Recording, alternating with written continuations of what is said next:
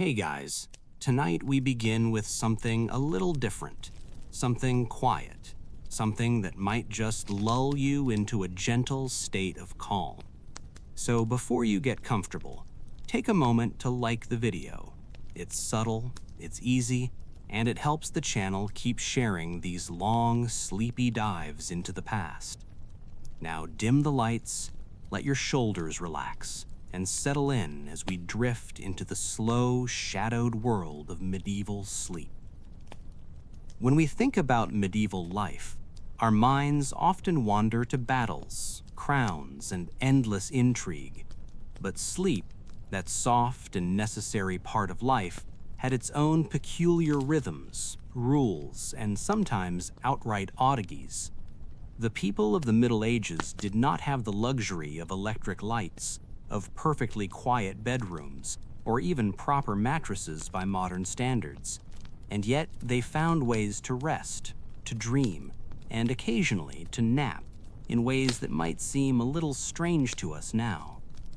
Most medieval townspeople did not sleep through the night in one uninterrupted stretch. Instead, they embraced a pattern historians have called segmented sleep. Imagine, if you will, lying down as the sun sets, closing your eyes for a few hours, waking in the dead of night for an hour or two, and then returning to sleep until dawn. During this quiet interval, people might pray, meditate, smoke, or sometimes visit neighbors for a whispered conversation. It was not unusual for monks to take this middle-of-the-night period as a contemplative pause, reading scripture by candlelight while the rest of the household slept. Of course, the candles were smoky, the pages smudged, and the floors drafty, but it served its purpose. Beds themselves were not always the plush, springy affairs we imagine today. Wealthier nobles might have feather-stuffed mattresses, but these were often riddled with lice or other insects, because medieval hygiene was, well, not a priority. Commoners slept on straw mats or wooden planks, sometimes sharing their sleeping space with livestock. Yes, you heard that right. Chickens, pigs, or the occasional dog might be in the room, adding a gentle warmth or a subtle stink, depending on your perspective. It seems that sharing your bed with a small barnyard was considered both practical and comforting. Interestingly, the concept of a private bedroom was also quite fluid. Even in castles, multiple members of a family often slept in the same large room. Curtains, if present, were used more for warmth and a slight sense of separation, rather than strict privacy. Royal children, for example, were often placed in communal beds with siblings or attendants, a practice that sounds cozy in theory, but could get rather crowded in practice. Let's float over to another peculiar habit. Medieval people often timed their sleep with the natural rhythms of the day, rising with the sun, which could be annoyingly early in the summer. Naps were common. Some scholars suggest that an afternoon nap was not just restful, but necessary, particularly for laborers who spent long, exhausting hours tending fields or managing livestock. Wealthy people, meanwhile, sometimes scheduled naps between meals, or even in the middle of important council meetings, because why not double down on relaxation when you can? Royalty, of course, had their own much stranger customs. Take, for instance, the practice of lying in state, or sleeping in public. A king or noble might be seen reclining in a semi-private chamber, surrounded by attendants who ensured comfort, but also documented every nuance of behavior.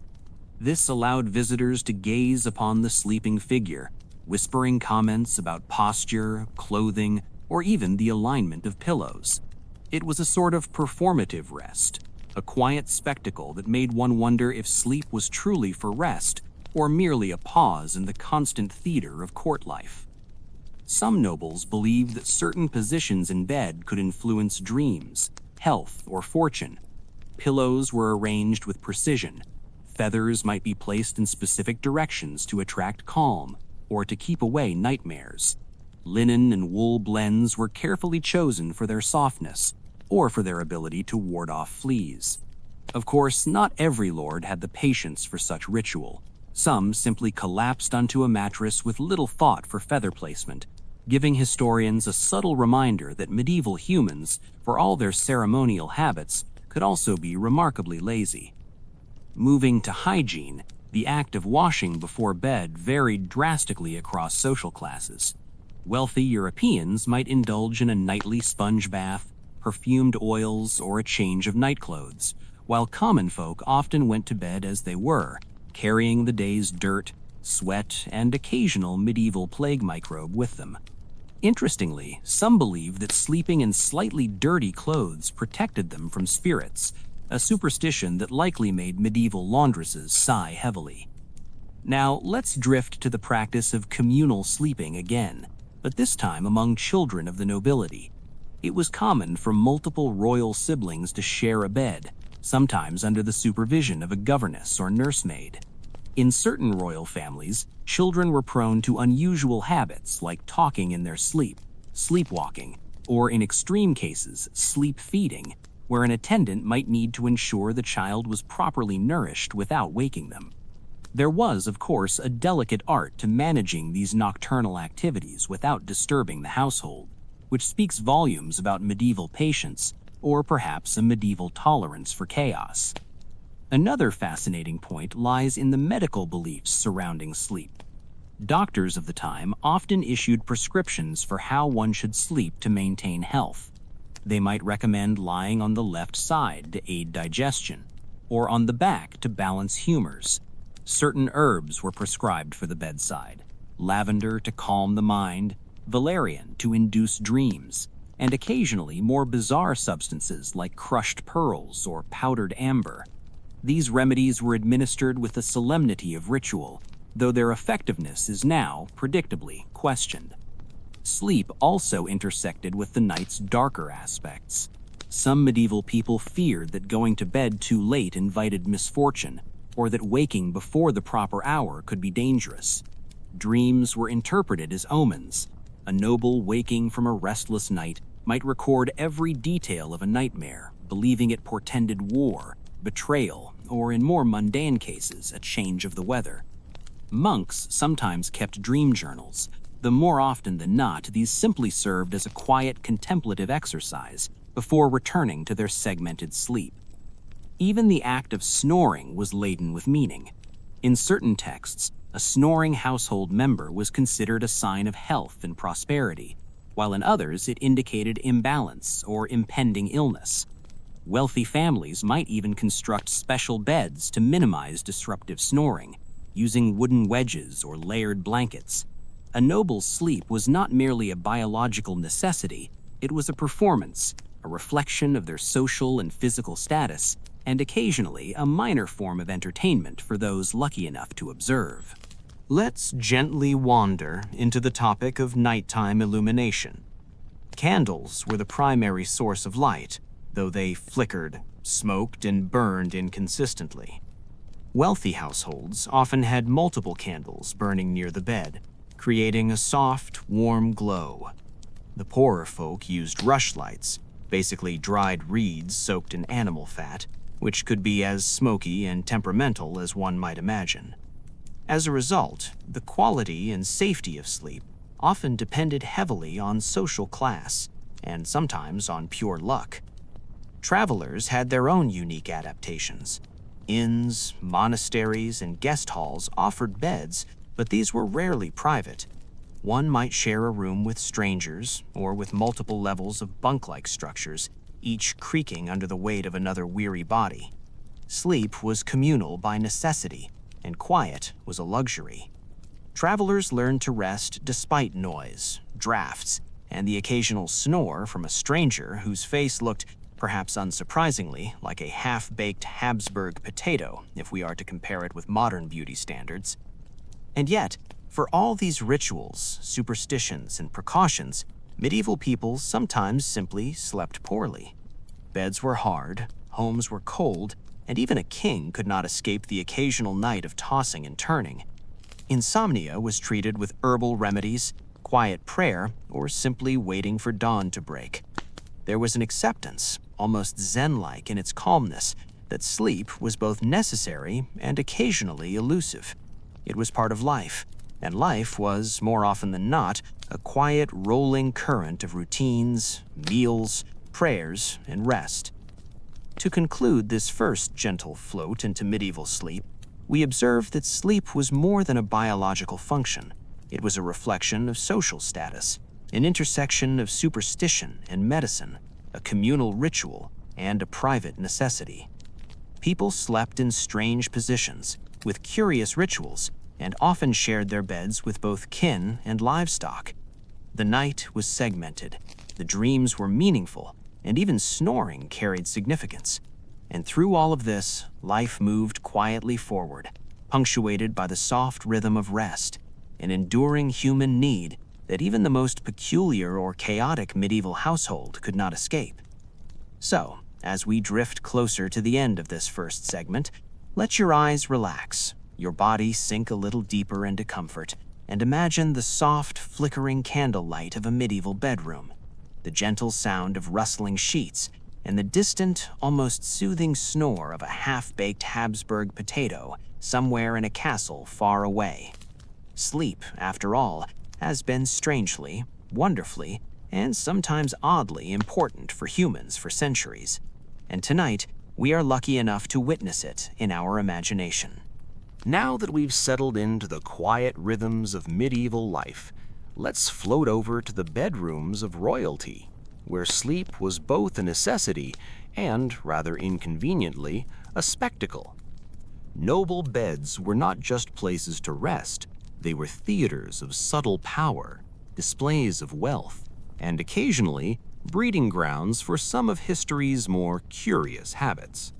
So dim the lights just a little further, and let's wander softly into the chambers of kings, queens, and their ever-watchful attendants. Royal beds were enormous, often constructed with heavy wooden frames, carved posts, and draped with thick, colorful curtains.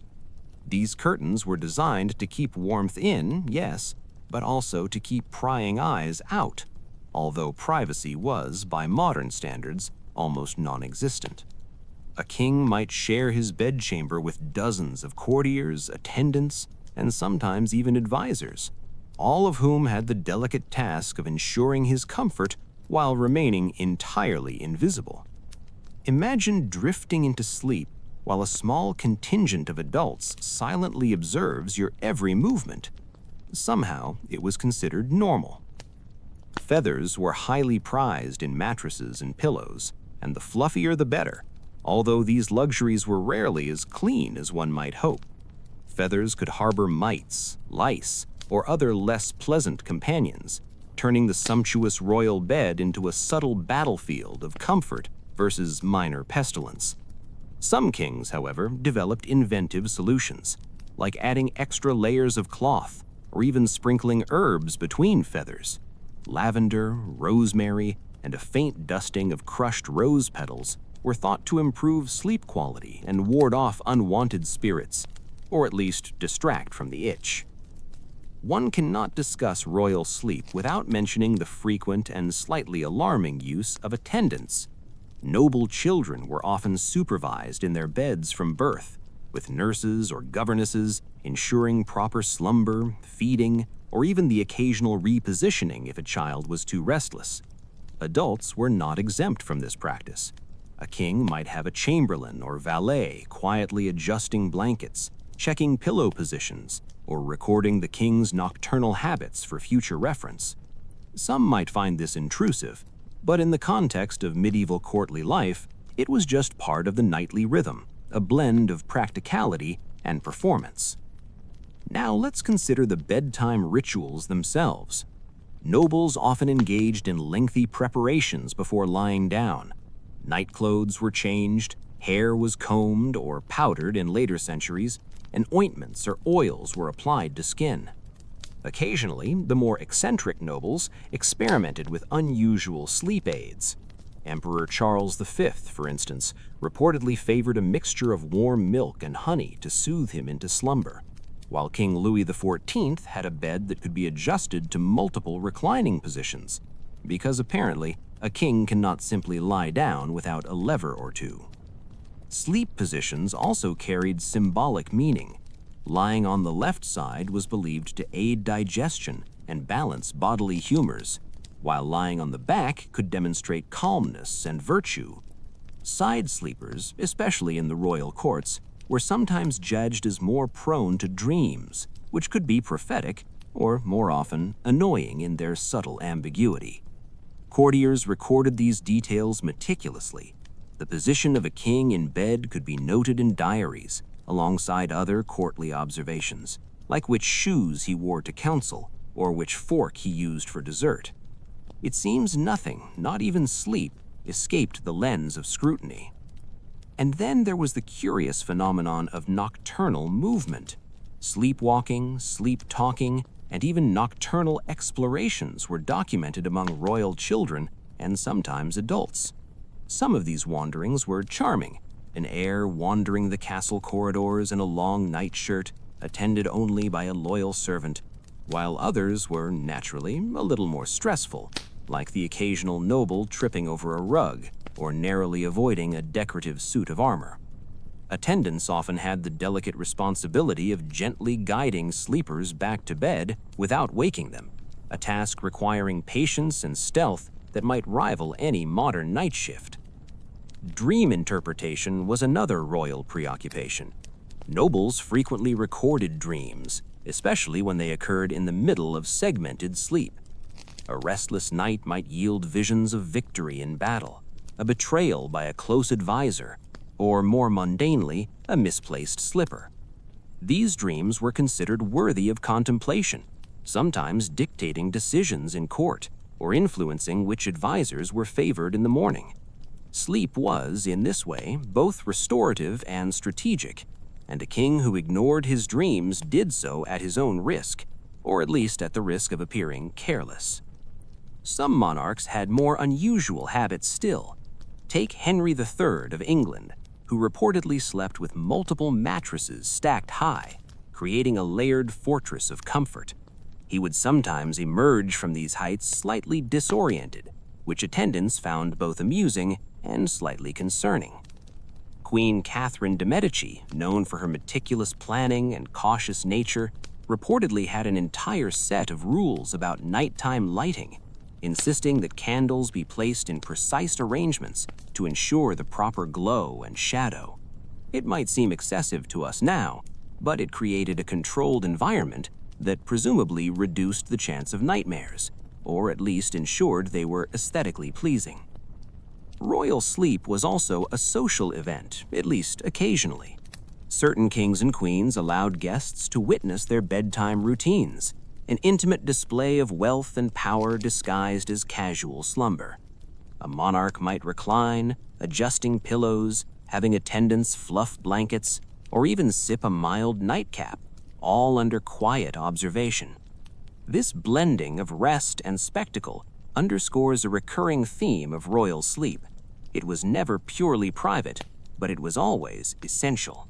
Moving on to the topic of nocturnal illnesses. Medieval medicine often intersected oddly with sleep. Fevers, chills, or minor maladies could dictate the precise arrangement of bedding. Sometimes a sick royal would require extra attendance at the bedside, careful rotations of blankets, or strategic placement of hot water bottles, though, of course, these were primitive by modern standards, often nothing more than heated stones wrapped in cloth. Physicians would sometimes prescribe specific sleeping positions or environments, believing that particular alignments of the body with the bed or room could improve health. It was a delicate dance between comfort, superstition, and a very limited understanding of actual physiology. Let's float to another peculiar practice: sleeping in shifts, even among royalty. Segmented sleep, which we discussed for commoners, was also common among nobles. They might rise at midnight to write, pray, or confer with advisors, and then return to rest until dawn. Some monarchs found this pattern particularly conducive to contemplation, allowing them a quiet, reflective hour in an otherwise bustling household. Courtiers often recorded these nocturnal habits with a mixture of fascination and mild exasperation, as it meant they too might be awake at inconvenient hours. The furniture itself could be bizarre. Canopies, headboards, and pillows were carefully designed to reflect status and sometimes superstition. Certain beds included built-in compartments for herbs or charms, thought to promote restful sleep or repel evil spirits. Some even had small hidden platforms for attendants to stand upon, allowing them to assist the sleeper without entering the bedchamber itself. In essence, royal sleep was engineered, managed, and monitored in a way that transformed a simple human need into a carefully choreographed performance. Children in noble households were particularly prone to eccentric sleeping habits. Some preferred elaborate arrangements of pillows and bolsters, while others developed quirks like clutching dolls, kneeling on the bed, or insisting that curtains be drawn in a specific order. Attendants learned to navigate these quirks gently, and often the children's strange sleep behaviors were recorded for posterity, sometimes to amuse future generations, sometimes as cautionary tales about the challenges of raising royal heirs. The night could also bring mild chaos. Royal bedrooms were rarely silent. Snoring, restless shifting, whispered prayers, or the soft padding of attendants moving about could create a soundscape that was at once comforting and slightly invasive.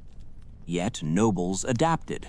They developed tolerances for noise, drafts, and even the occasional accidental intrusion by a fellow family member. Sleep, despite the many rituals, was not always restful, and perhaps that's part of what makes studying it so interesting, the contrast between the ideal and the real. Finally, let's drift into the realm of seasonal adjustments. In winter, beds were layered with heavy blankets, furs, and curtains drawn tightly to trap heat.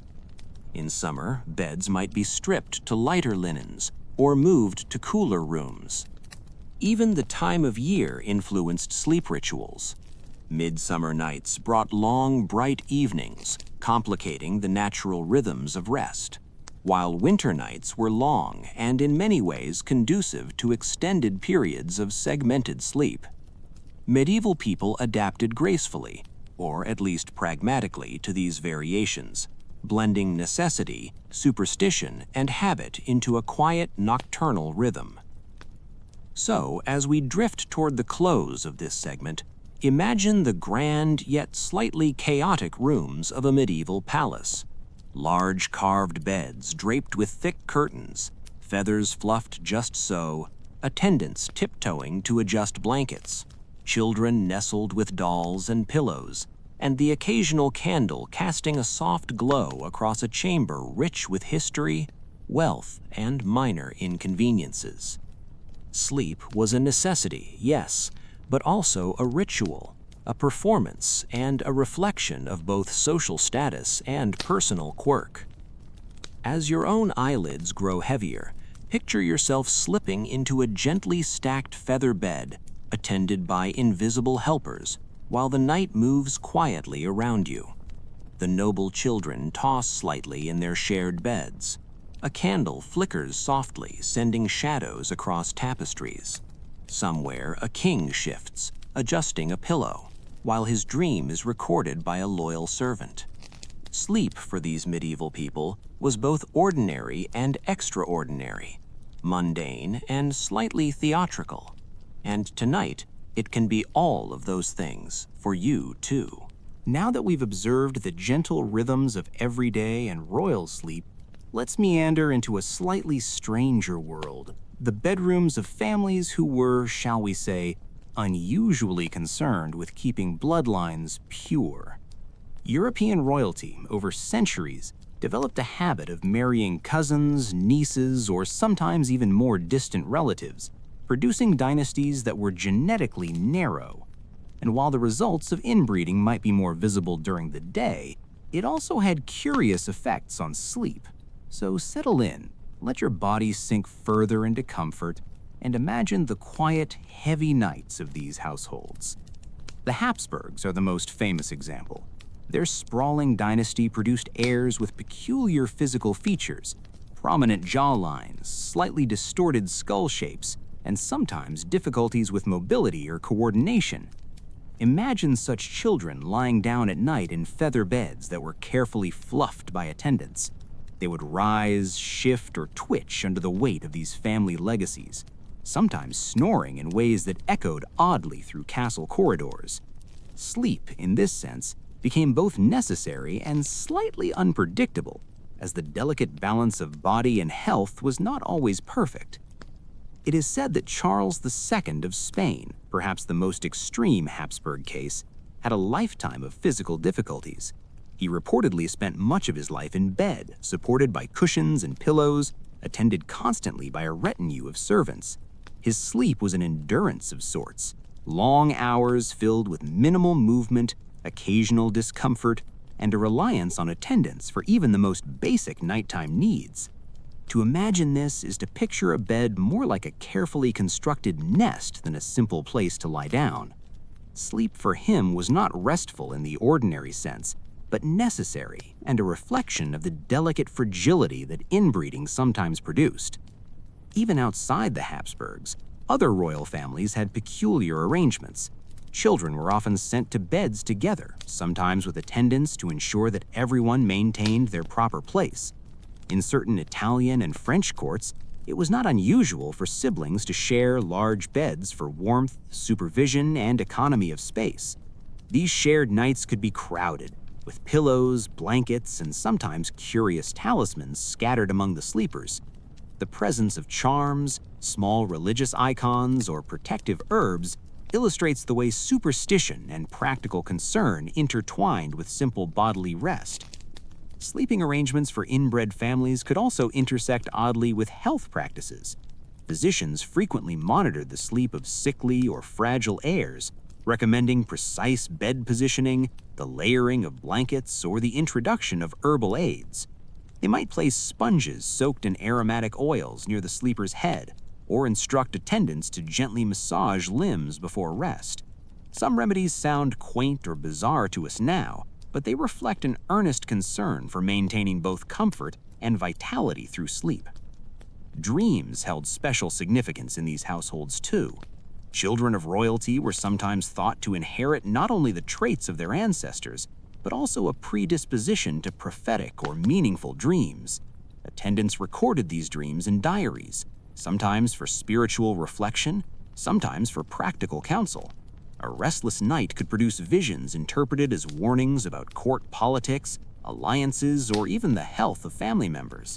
In this way, sleep became a subtle tool of governance and family management, a quietly dramatic undercurrent in an otherwise static night. The act of sleeping itself was not always restful. Many children and adults in these dynasties experienced minor disturbances linked to the physical consequences of inbreeding. Jaw alignment issues, spinal irregularities, or chronic weakness could make lying down uncomfortable, leading to restless nights. Attendants adjusted bedding continuously, shifting pillows, adding blankets, or repositioning sleepers. Imagine the quiet rustle of linens through the night, a soft, repetitive symphony of care and minor discomfort, unfolding in dimly lit rooms filled with portraits of stern ancestors. Nobles also developed complex nocturnal routines for protection. Guards were sometimes stationed near beds, even in the most private chambers, ostensibly for safety, but occasionally more for the reassurance of the family. In some cases, attendants slept in shifts, ensuring that a fragile child or a delicate adult never went unattended. These practices meant that the castle or palace was never truly quiet. Even in the still hours, movement and soft voices created a gentle backdrop that both comforted and subtly intruded upon sleep. The role of superstition cannot be overlooked. Royal and noble families frequently believed that certain nighttime arrangements could influence fortune or ward off illness. Beds might be oriented in particular directions, candles placed in precise sequences, or herbs arranged near the pillow to ensure peaceful dreams. Some families went so far as to hang small charms above the bed or drape protective cloths along the sides. These practices were a quiet acknowledgement that sleep was vulnerable, a time when both the body and the soul were thought to be exposed to unseen forces. In some dynasties, the pressure of expectation also shaped sleep habits. Heirs and heiresses were expected to maintain composure, health, and diligence, even in rest. This could create anxiety-induced insomnia, leading to segmented sleep or the use of herbal remedies.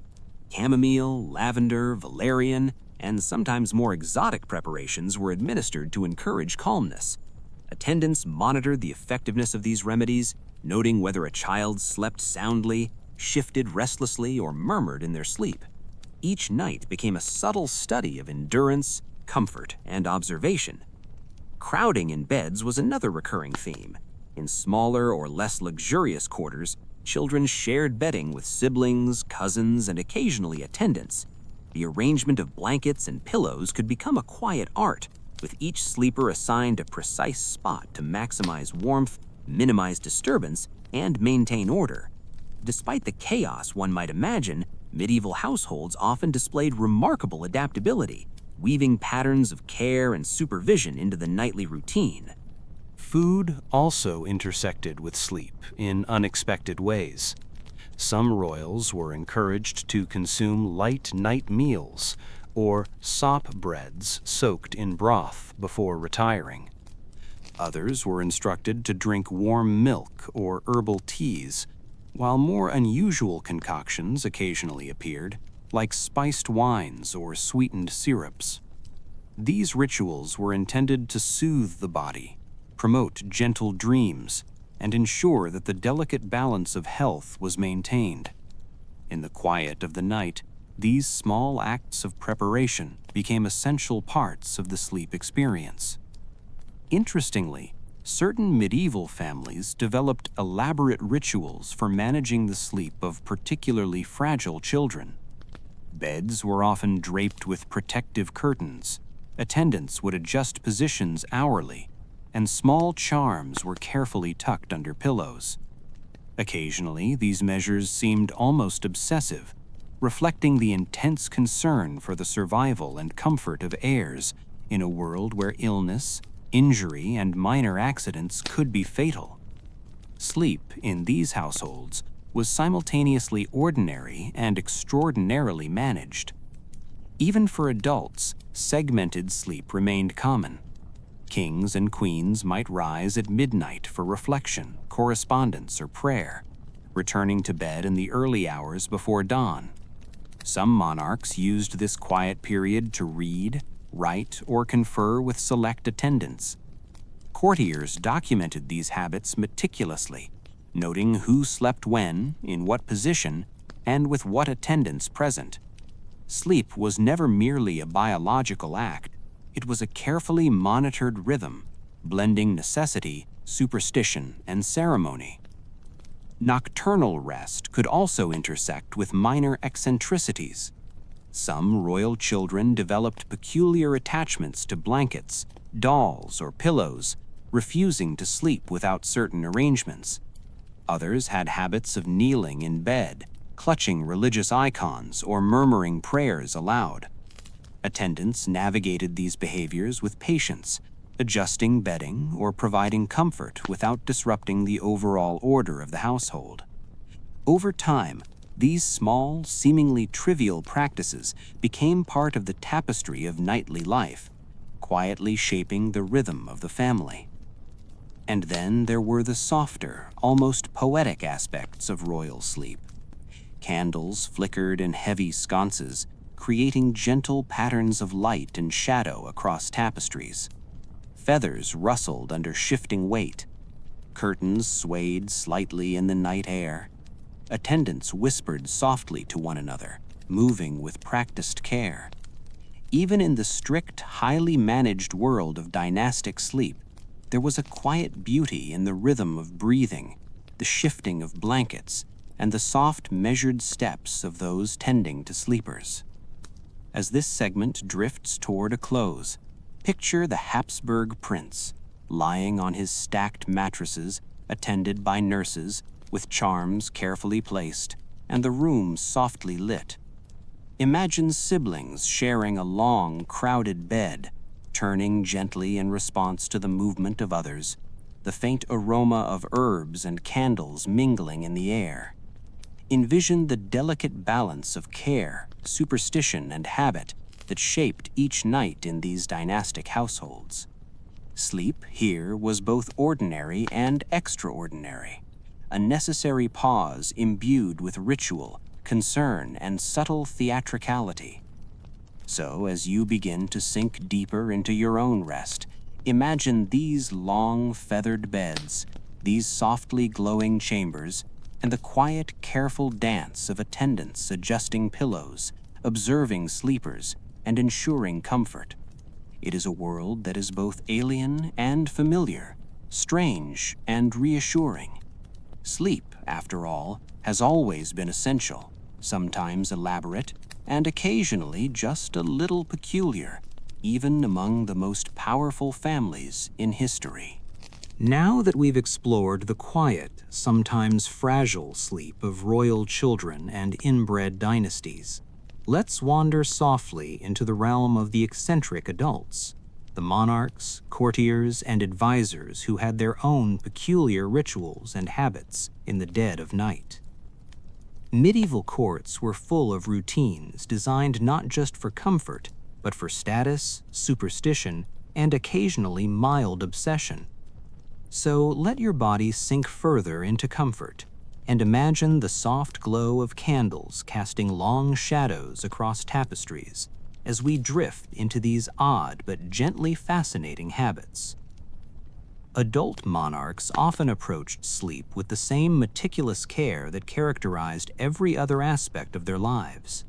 For some, nighttime was as much a performance as the public events of the day.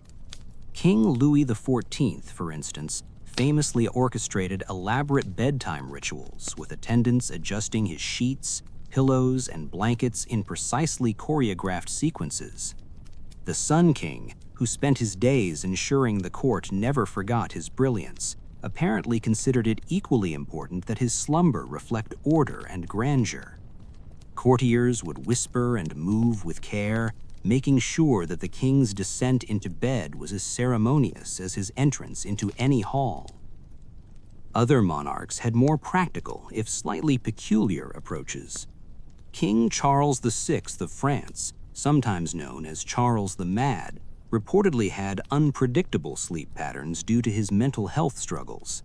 He could fall asleep in the middle of council meetings or wander the palace corridors at night in a semi-conscious state, attended by guards who quietly guided him back to bed. For attendants, this required vigilance, patience, and a delicate balance between care and discretion. Sleep, in this case, was not just restorative, it was a fragile moment requiring constant management. Superstition played a significant role in adult sleeping habits. Many nobles believed that the night was inhabited by spirits, demons, or mischievous forces that could influence health, fortune, or even lineage. As a result, beds were often draped with protective charms, small amulets tucked under pillows, or herbs arranged in precise patterns. A softly glowing candle might be left burning to ward off darkness, its flicker creating gentle shadows meant to reassure rather than frighten. Attendants monitored these arrangements, occasionally nudging a misplaced charm or adjusting a pillow, ensuring that the protective rituals were maintained. Some monarchs were particular about the arrangement of their body in bed. Lying on one side versus the other could reflect a desire to balance humors or align with medical advice. Feathers, blankets, and bolsters were adjusted with care, sometimes multiple times per night, to ensure both comfort and health. Even minor discomforts, an itchy pillow, a lumpy mattress, a draft across the ankles were noted and remedied, not just for practical reasons, but because the monarch's sleep reflected the household's order and attentiveness. Courtly life introduced further eccentricities. Nobles who lived close to power often adopted sleep habits designed to maintain influence. Attending the monarch at night could be considered both an honor and a duty. Quietly adjusting curtains, attending to a restless monarch, or maintaining vigilance over shared sleeping chambers became part of the social fabric. Sleep was therefore rarely private. Even in the dark hours, status was asserted, rituals performed, and quiet observation conducted. It was a world in which the line between rest and service was surprisingly thin. Certain nobles developed highly unusual nighttime rituals. Some kings reportedly enjoyed small nightcap meals, mild wines, bread, or broth, taken while reclining on the bed, often attended by a single servant. Others preferred quiet prayer, reading, or contemplation in the midnight hours, returning to bed later for the final stretch before dawn. Segmented sleep, which we saw in commoners and children, extended naturally into adult routines, blending the practical with the ceremonial. Sleep was both personal and public, necessary and performative. Nighttime was also a time for private anxieties. Monarchs fretted over matters of state, family, and personal health, sometimes leading to restless nights. Insomnia could be treated with herbal remedies, gentle massage, or adjustments to bedding, but it remained a subtle challenge. Courtiers learned to navigate these periods without interruption, quietly moving through chambers, adjusting blankets, and ensuring that the sovereign's rest remained uninterrupted, or at least uninterrupted enough. Eccentricities extended to furniture and bedding itself. Beds could be raised, lowered, or adjusted with complex mechanisms designed for comfort, warmth, or superstition. Some noble households had beds surrounded by drapes thick enough to create near darkness, others with light fabrics allowing the glow of multiple candles to illuminate the space. Bolsters, feather mattresses, and layers of linen were carefully selected for softness and warmth, sometimes creating a pile that looked more like a throne than a bed. The combination of utility, aesthetics, and ritual created a space that was both restful and oddly theatrical. Courts also had a fascination with dreams. Nighttime nobles sometimes recorded their nocturnal visions, interpreting them as omens or reflections of the unconscious mind. Restless nights could produce vivid imagery, carefully noted by attendants or secretaries. Dreams of betrayal, fortune, or even mundane mishaps could influence decisions, subtly guiding courtly actions in ways that were invisible by daylight. Nighttime hygiene was similarly intertwined with status and superstition. Monarchs often changed nightclothes before bed, applied ointments or perfumes to skin, and occasionally engaged in mild cleansing rituals. Some believed that going to sleep slightly soiled might attract illness or malevolent spirits. Others preferred their beds precisely arranged, scented, and clean, ensuring both comfort and symbolic purity. Attendants were responsible for maintaining these routines, often working quietly in the dark, balancing care with discretion. Crowding was not limited to children. Adult nobles sometimes shared sleeping spaces with spouses, advisors, or attendants, depending on custom and practicality. These arrangements could be cozy, awkward, or mildly stressful, requiring careful management of blankets, pillows, and personal space. Even the act of turning over in bed could ripple through the room, a soft reminder of communal habits and shared routines. Sleep was a social event, albeit a quiet one, intertwined with duty, superstition, and subtle displays of status. Some nobles developed rituals that might seem absurd to modernize. For example, certain monarchs insisted on very specific arrangements of pillows, blankets, or bedside objects to ensure safe dreams or protect against ill fortune. Candles were lit in carefully measured numbers, herbs arranged by type and placement, and sometimes attendants would quietly rearrange these items if they had been disrupted during the night. It was a gentle choreography, a subtle dance performed in near silence to preserve the monarch's rest. Temperature management was another concern. Bedrooms could be chilly in winter, with stone walls and drafty windows. Beds were layered with furs, blankets, and curtains, creating a cocoon of warmth. In summer, rooms might be open to breezes or lighter linens used. Even minor fluctuations in comfort could disrupt rest, so attendants were constantly vigilant, adjusting layers, pillows, and covers. Sleep was, in this way, both natural and carefully managed, a balance of human need and environmental control. We must also consider minor nighttime misadventures. Sleepwalking was occasionally recorded among adult nobles, as was restless tossing and turning. Courtiers and attendants quietly guided sleepers back to bed, adjusted blankets, and ensured that no minor accident occurred. Even snoring could become an object of observation, with gentle measures taken to minimize disruption. These small nocturnal occurrences, while mundane, reveal a surprisingly delicate care woven into the fabric of court life. Seasonal rituals added another layer. Winter nights were long, and segmented sleep patterns were common. Nobles sometimes rose in the middle of the night to check fires, stir warm drinks, or consult astrologers about omens. Summer nights, with longer daylight and warmer temperatures, encouraged lighter bedding and sometimes shorter periods of sleep. The household adapted quietly, blending comfort, superstition, and the practical rhythms of life. Finally, let's imagine the overall ambiance. Candles flickering softly against the walls, feather beds layered high, attendants moving silently to adjust pillows and blankets, the quiet breathing of monarchs and courtiers mingling in a shared nocturnal space. Herbs scent the air, charms hang over beds, and the soft shuffle of nighttime movements creates a gentle, living soundtrack. Sleep is not merely rest, it is an orchestrated, shared experience, a blend of comfort, ritual, and subtle eccentricity.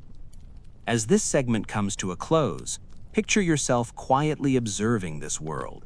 Large chambers, softly glowing candlelight, carefully stacked mattresses, attendants tiptoeing to ensure comfort, whispered prayers floating in the dark.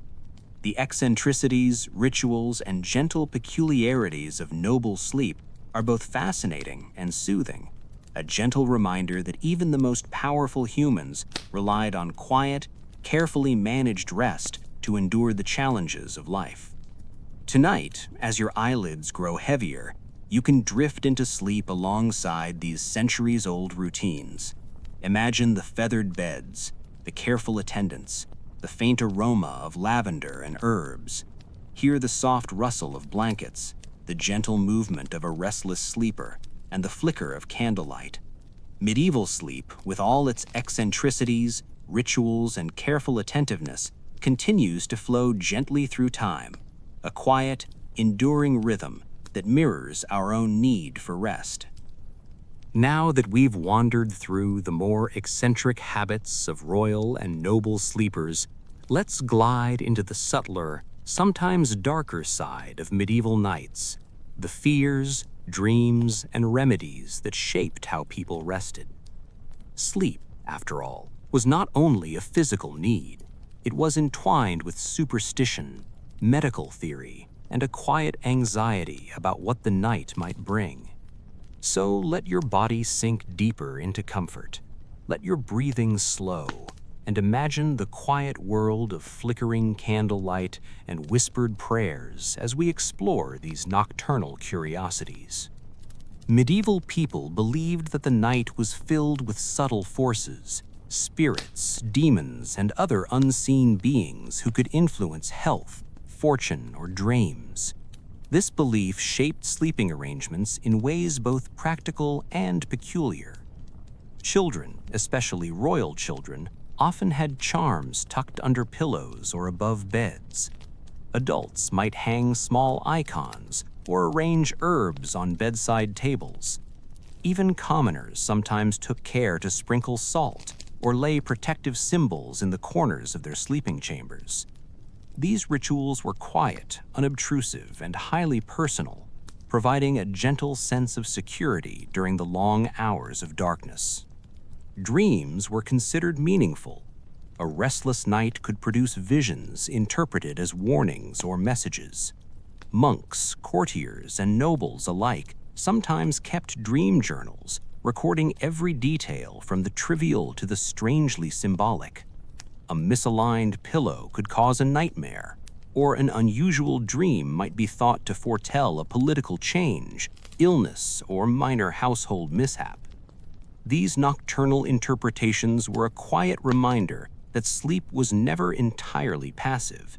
It was a bridge between rest, reflection, and foresight. Medical theory also influenced sleep in fascinating ways. Medieval physicians operated under the belief that proper rest balanced the body's humors: blood, phlegm, black bile, and yellow bile.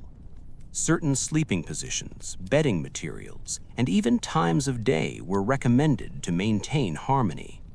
Lying on the left side might aid digestion, while lying flat on the back could help with melancholy. Small adjustments in the arrangement of blankets or pillows were thought to encourage circulation and prevent illness. It is remarkable how much attention was devoted to these details, even if the underlying theories now seem quaint. Some remedies for sleeplessness sound almost poetic. Lavender, chamomile, and valerian were common, sprinkled near the bed or steeped into gentle teas. In wealthier households, rosewater or crushed flowers might be added to pillows, their fragrance intended to calm the mind. A warm bath, if accessible, could be taken before bed, though few commoners enjoyed this luxury. These simple rituals reflect a gentle philosophy. Sleep is both necessary and treatable, a delicate harmony of body, mind, and environment. Fears of nocturnal disturbances influence the placement of beds and chambers. Sleeping too close to windows might invite spirits, it was believed, or expose one to harmful winds. Dark corners were sometimes filled with charms or candles. Doors were kept closed to prevent wandering animals, or in some households, wandering servants, from disrupting rest. Even minor noises, like the rustle of a tapestry or a creaking floorboard, could be interpreted as subtle omens. Yet, despite these anxieties, medieval people found ways to rest, adapting practical solutions to the challenges of the night. Children were particularly vulnerable to these nocturnal fears. Royal and noble children might refuse to sleep alone, insisting on the presence of siblings or attendants. Small talismans were placed under pillows or near beds, and prayers were whispered in the dark. It was a gentle, careful choreography. Parents, nurses, and governesses attending to bodies and minds, guiding rest while quietly maintaining rituals of protection. Even restless nights became structured, orderly, and, in a way, comforting. Sleepwalking and nocturnal movement were noted among adults as well. Some nobles wandered castle corridors, muttering or gesturing, attended by quiet guards or servants. Others experienced vivid dreams that produced restless shifting in bed. Courtiers and attendants learned to manage these behaviors discreetly, adjusting pillows, blankets, or even the sleeper's position without drawing attention. In this way, sleep was both a personal retreat and a shared responsibility, carefully monitored to maintain comfort and decorum. The use of night medicines was subtle and often ritualized. Herbal infusions, small drafts, or aromatic powders might be administered before bed. In some households, attendants were instructed to observe whether these remedies caused restlessness or peaceful slumber, adjusting treatments over time. Certain herbs, like sage or rosemary, were thought to repel illness or prevent nightmares, creating a quiet layer of protection. The act of taking medicine became almost indistinguishable from a bedtime ritual, a gentle preparation for the night's rest. In larger households, segmented sleep remained common. Monarchs, courtiers, and even commoners often rose briefly in the night for prayer, reflection, or minor household duties. This quiet hour allowed for contemplation, the reading of scripture, or simply a pause in consciousness. Candles were lit carefully, footsteps softened, and rituals observed. Even brief awakenings were structured, guided by superstition, etiquette, or habit. Nighttime was, in essence, a blend of rest, ceremony, and quiet vigilance. Temperature, comfort, and bedding were always closely managed. Heavy furs, layered blankets, and precisely fluffed pillows protected against drafts in winter, while summer adjustments were made for lighter linens or cooler spaces. Even the simplest rooms reflected a quiet attention to comfort and well-being. Minor disturbances, a too-hot mattress, a stiff pillow, or a faint draft could interrupt rest, so attendants remained vigilant. Sleep, even in the most unremarkable room, became a subtle exercise in care and adaptation. Sleep-related superstition extended to illness as well. A child with a fever might be attended constantly, with sponges, herbs, and careful positioning to ease discomfort. Adults might adjust bedding or apply aromatic oils to aid slumber. Even seemingly trivial rituals, a sprinkle of salt, a whispered prayer, or the placement of a charm could help maintain psychological comfort. Sleep and health were intertwined, a quiet testament to medieval beliefs and practical observation. Noise management was an art. Snoring, shifting bodies, and the creak of floors were mitigated by careful arrangement of sleeping spaces.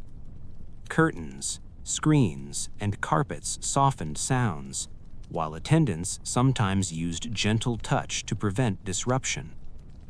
Even in large households with multiple sleepers, quiet prevailed, creating a soft rhythm of breathing, rustling linens, and faint whispers. Sleep was communal, yet carefully controlled, a delicate orchestration that allowed both rest and order to coexist. Certain unusual rituals emerged in times of particular concern. For example, beds might be oriented in specific directions to align with favorable astrological positions. Candles might be lit in precise sequences, herbs arranged according to ancient recipes, and charms strategically placed to prevent nightmares or ill fortune. These practices were subtle, unintrusive, and deeply ingrained in household routine. Even as they seem strange now, they provided a gentle reassurance to sleepers who lived in a world full of uncertainty. In some dynasties, sleep itself became a monitored experiment. Fragile children, heirs, or sickly adults had attendants dedicated solely to observing nocturnal habits, tossing, turning, restless murmuring, or unusual positioning. Adjustments were made to bedding, temperature, and pillows, all intended to encourage rest and preserve health. These gentle interventions, carried out quietly, reflect a consistent medieval philosophy. Sleep is essential, sometimes precarious, and always deserving of care. Nighttime also offered moments of reflection and ritual. Monarchs might rise in the middle of the night to read, pray, or confer with a close advisor. Some households observed religious practices, quietly kneeling at bedsides or reciting scripture. The interplay of reflection, ritual, and rest became a gentle rhythm, shaping the night with structure and purpose, while maintaining the ultimate goal: sleep. Even the smallest household habits influenced nocturnal rest. Animals in the room, the quiet movement of servants, or the arrangement of furniture all contributed to comfort or minor annoyance. People adapted, learning to sleep despite small disruptions and integrating them into the pattern of nightly life. Over time, These rhythms became familiar, a gentle cadence that persisted even amid uncertainty or discomfort. As this segment draws to a close, picture the quiet nights of a medieval household. Feather beds layered high, small charms placed with care, candles casting soft shadows across walls, the gentle aroma of herbs in the air. Hear the soft shuffle of attendants adjusting blankets, the measured breathing of sleepers, the faint creak of floorboards, and the occasional whisper of prayer. Sleep is at once ordinary and remarkable, managed with care, infused with superstition, and gently observed by those who attend to the comfort of others. Tonight, as you sink deeper into your own rest, imagine these centuries-old routines.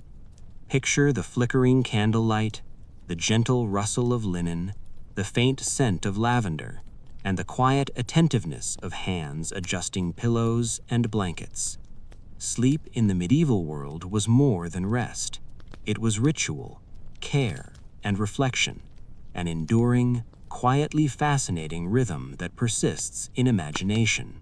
Now that we've lingered in the quiet anxieties, dreams, and rituals of medieval nights, let's wander gently into the more unusual, whimsical, and occasionally absurd aspects of how people slept. Medieval sleep was never quite simple. Beds could be elaborate, nightclothes could be peculiar, and shared chambers could produce small domestic chaos that was entirely normal at the time. So let your body sink further into comfort. Imagine the soft flicker of candlelight across tapestries, and drift with me into this quietly curious world. Beds, for medieval people, were as much a statement as a resting place. Nobles often invested considerable resources into their sleeping arrangements, constructing elaborate frames from carved oak, adorned with curtains, tassels, and occasionally small carvings of animals or mythological creatures. Canopies were common, both to retain warmth and to provide a sense of enclosure. Some beds were raised off the floor, creating an almost throne-like platform, while others were simpler, but still layered with multiple mattresses, blankets, and feather-stuffed pillows. The sheer bulk of a noble bed could make it difficult to enter or exit gracefully, which is perhaps why attendants were a constant presence, helping sleepers shift or adjust without disturbing the delicate arrangement. Night attire was another peculiar aspect of medieval rest. People rarely slept naked, even in the warmest months. Linen nightshirts were the standard for both men and women, reaching down to the knees or ankles, sometimes adorned with embroidery or lace for the wealthier classes. Nobles occasionally added layers, such as silk gowns or padded garments, intended to provide warmth or comfort. The idea of luxurious nightwear may seem familiar to us, yet the practical reality was often far from cozy. Linens could be coarse, heavy, or slightly scratchy, and layering too many garments sometimes led to restless tossing in bed. Shared sleeping chambers introduced an entirely different dimension of subtle chaos.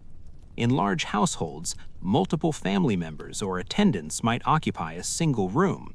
Siblings, cousins, and sometimes unrelated staff shared beds or slept nearby on straw mattresses, rushes, or wooden planks.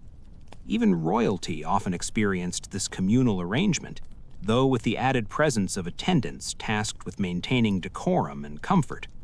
The resulting symphony of soft movement, whispers, and gentle rustling of bedding could be a source of mild annoyance or quiet amusement, depending on one's tolerance for nocturnal proximity.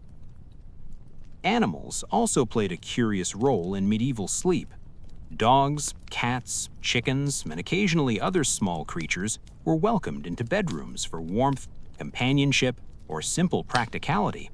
Their soft breathing, gentle movement, and occasional snore added texture to the night, though sometimes these animals disrupted sleep with sudden shifts, small accidents, or the simple desire to be closer to warmth. Attendants sometimes quietly moved pets to maintain order, or accepted the gentle chaos as part of the natural rhythm of household life. Beds themselves could be unusual in design and function. Some nobles favored built-in compartments within the bed frame for storing herbs, charms, or night medicines. Others had beds that could be adjusted with ropes or levers, raising or lowering portions of the mattress to relieve discomfort, encourage proper positioning, or simply indulge eccentric preferences. Henry III of England, for example, reportedly had a bed that was so layered and carefully constructed that it became a small vertical labyrinth of mattresses, bolsters, and blankets.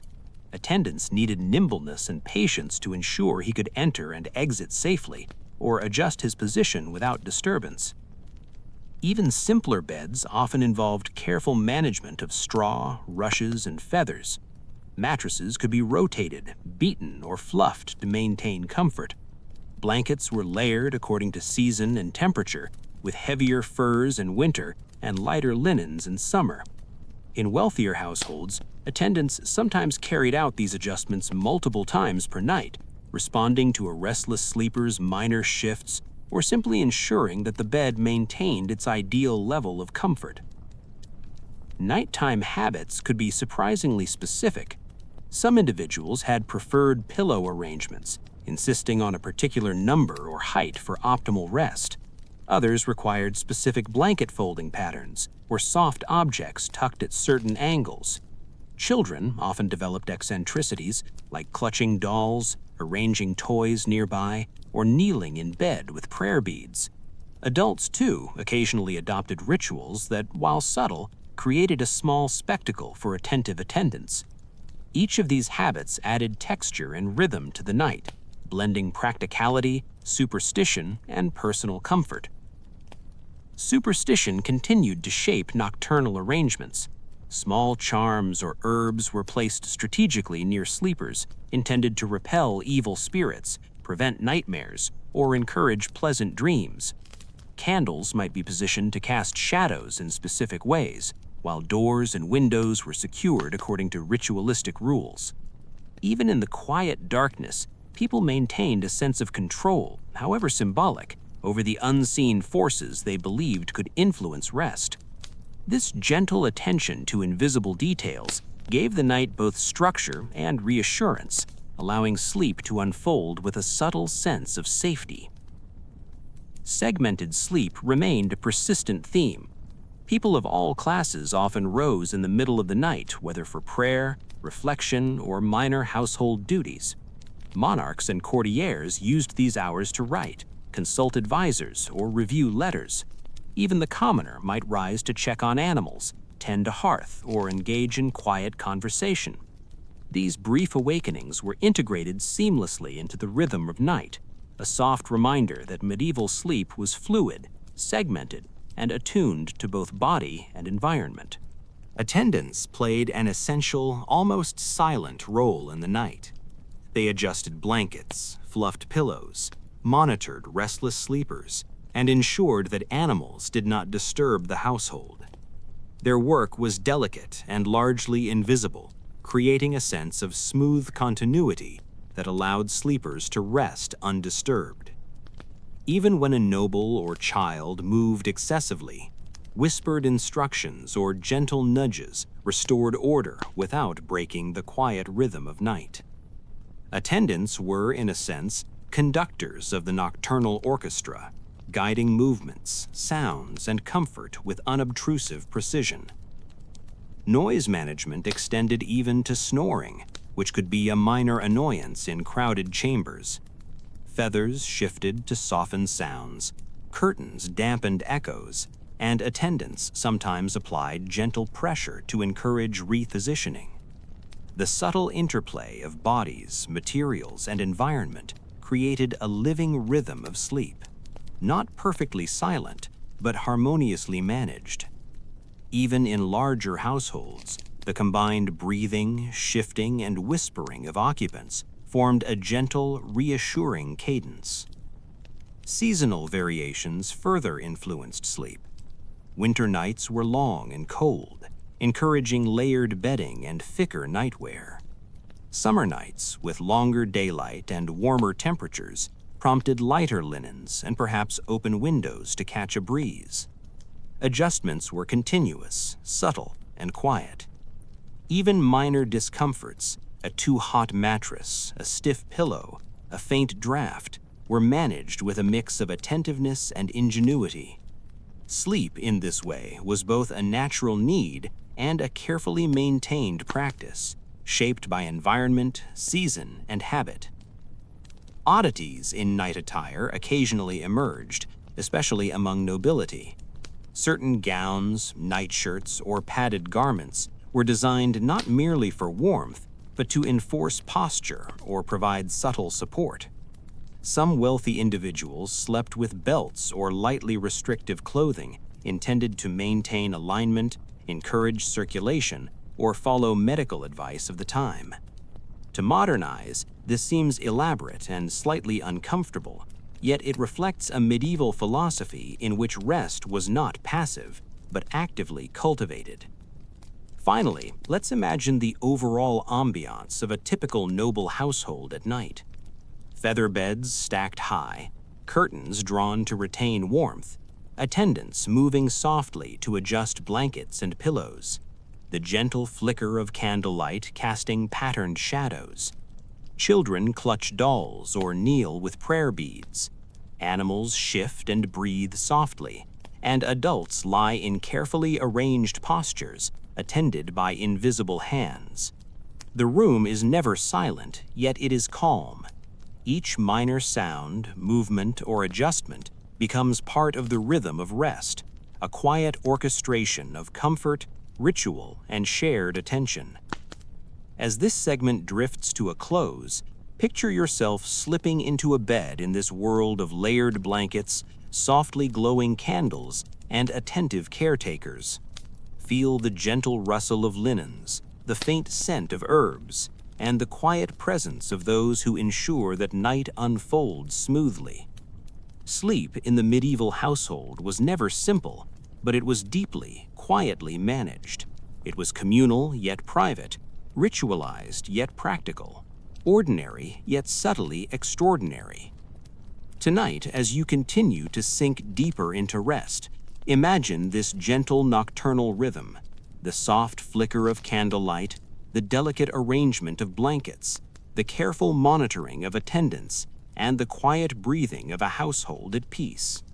Medieval sleep, with all its peculiarities, rituals, and quiet chaos, is a reminder that rest has always been an art, a practice, and a necessity, quietly shaping life across centuries.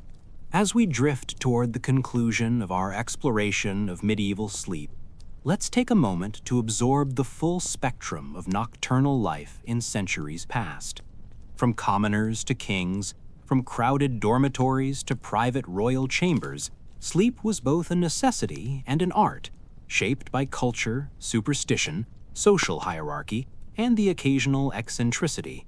So settle further into your own cozy space, dim the lights, and imagine the gentle rhythm of long nights in a world far removed from our own. Even among the poorest households, sleep was carefully attended to, though in simpler ways.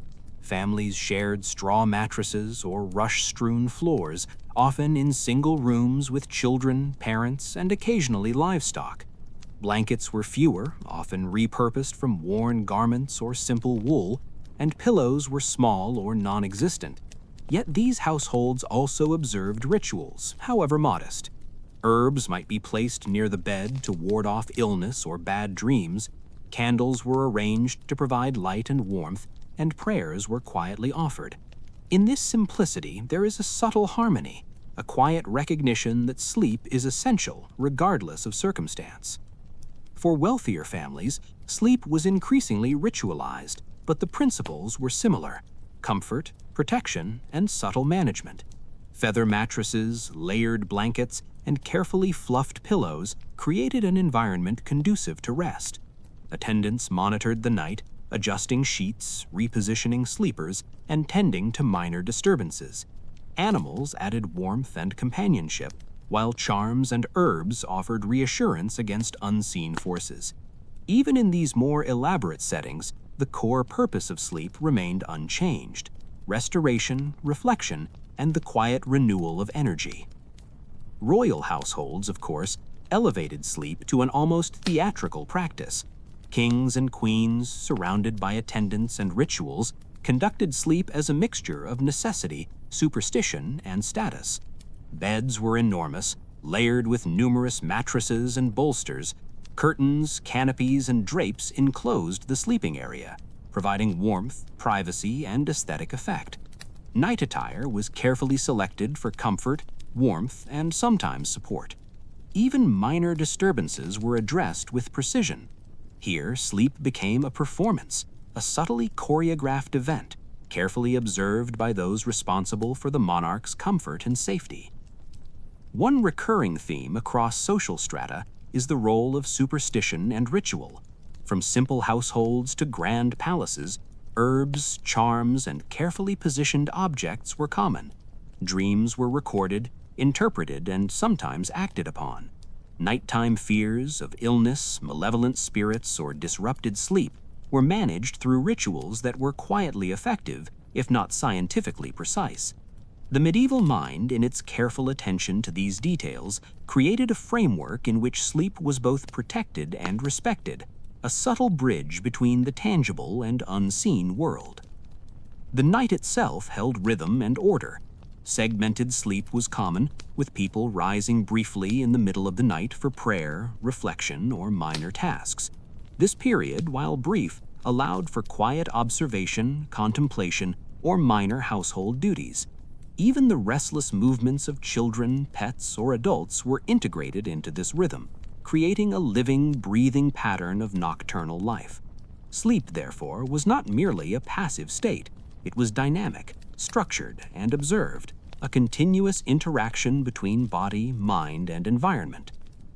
Medical theory intertwined quietly with these practices.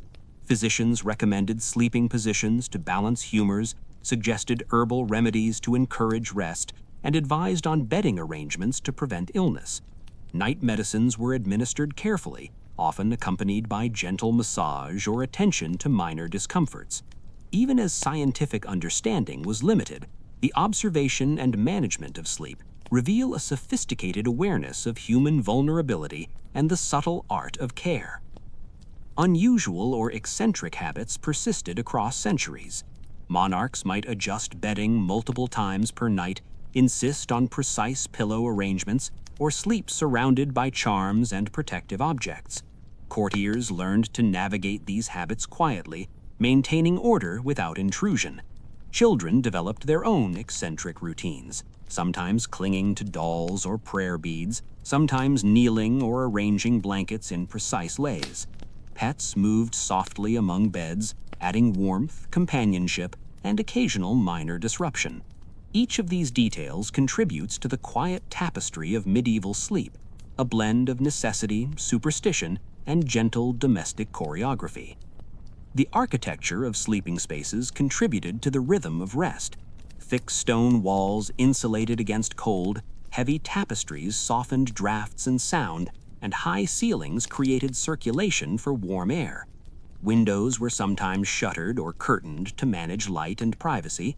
Beds were raised, layered, and enclosed, creating private havens within otherwise communal or bustling households.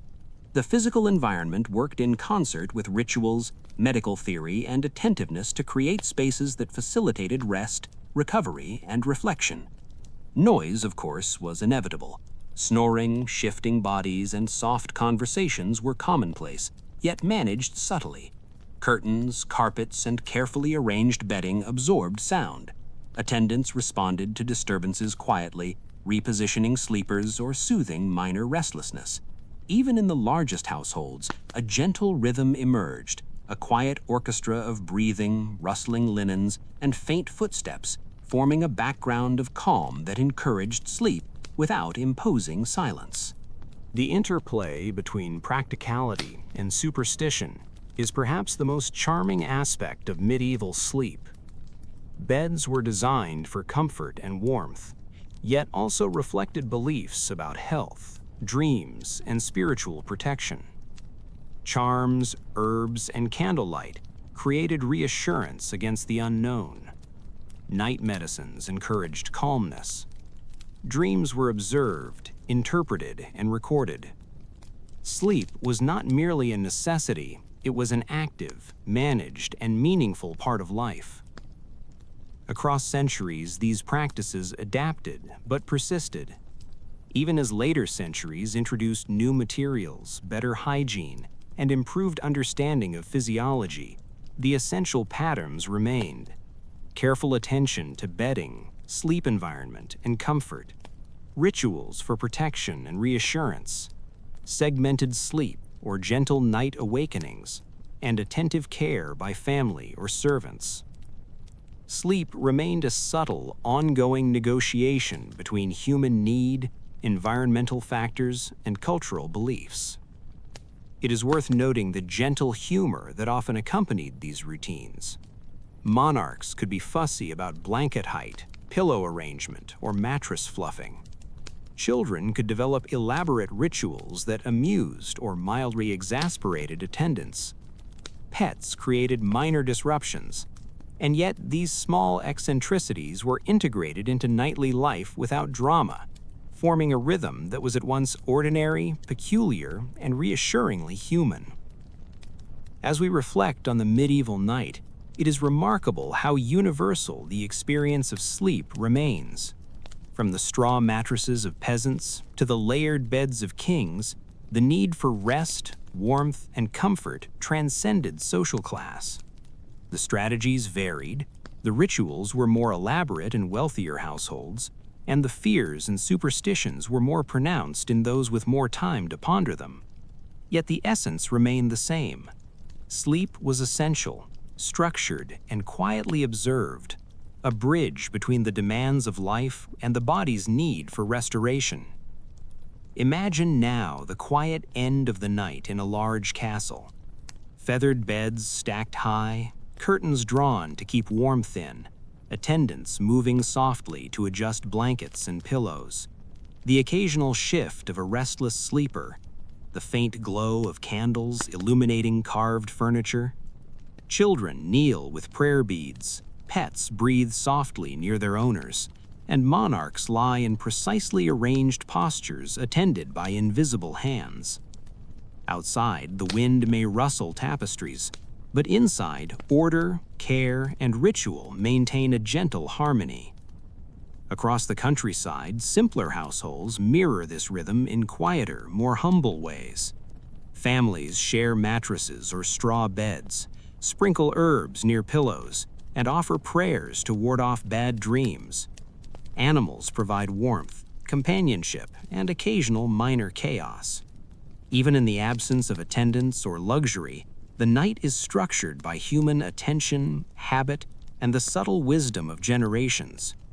Sleep here remains a carefully observed necessity, a quiet pause in the daily rhythm of life. Finally, as the night stretches and hours pass, the gentle cadence of medieval sleep becomes apparent. Breathing slows, movement softens, and the rituals, whether elaborate or simple, merge into a continuous rhythm of rest. The interplay of superstition, habit, and attentiveness creates a nocturnal landscape that is at once practical, ceremonial, and quietly human. Sleep is never fully private, yet it is never uncomfortable. It is observed, managed, and respected across centuries and social strata. So, as you drift ever deeper into your own rest, picture this world of softly flickering candlelight, feathered beds, layered blankets, gentle attendants, and quiet rituals. Imagine the whispers of prayer, the faint rustle of sheets, the gentle warmth of shared spaces, and the subtle aroma of herbs and candles. Sleep in the medieval world, with all its eccentricities, rituals, and careful attention, flows quietly through history, a timeless rhythm of necessity, reflection, and comfort. Tonight, as your own breathing slows and your body relaxes, let the quiet, deliberate, and gently managed nights of the past carry you into rest. Imagine the soft rustle of curtains, the shifting of pillows, and the calm presence of those who attend with care. Across centuries, sleep has remained an intimate, essential, and quietly fascinating part of life. And now, in the stillness of your room, it continues its gentle work. As we move even deeper into the medieval night, let's explore some of the lesser-known and more obscure practices surrounding sleep. Those curious habits, whispered superstitions, and peculiar domestic arrangements that reveal the subtle drama of resting life in centuries past. So settle further into comfort, allow your eyelids to grow heavier, and imagine the soft glow of candlelight flickering across stone walls as we drift once again into the quiet, peculiar world of medieval sleep. Even the most minor domestic details could influence rest. Some households, for instance, believed that placing a broom near the bed could sweep away bad dreams or restless spirits. Others sprinkled grains of wheat or salt across thresholds or near the mattress to create symbolic boundaries between the sleeping person and unseen forces.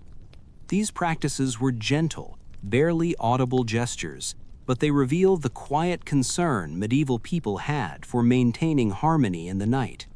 Sleep was not simply a physical act, it was a protected, observed, and ritualized space. Night attire could also be quirky and highly symbolic. While linen shirts and gowns were the norm, some nobles preferred nightcaps embroidered with protective symbols. Occasionally, padded garments were worn not just for warmth, but to preserve posture or prevent minor injuries during restless tossing and turning. Children sometimes slept with embroidered pillows depicting saints, animals, or abstract patterns, intended to provide comfort and reassurance. Even the most mundane fabrics were imbued with symbolic significance, reinforcing the notion that sleep was both practical and subtly ritualistic. In crowded households, the choreography of movement became remarkably precise.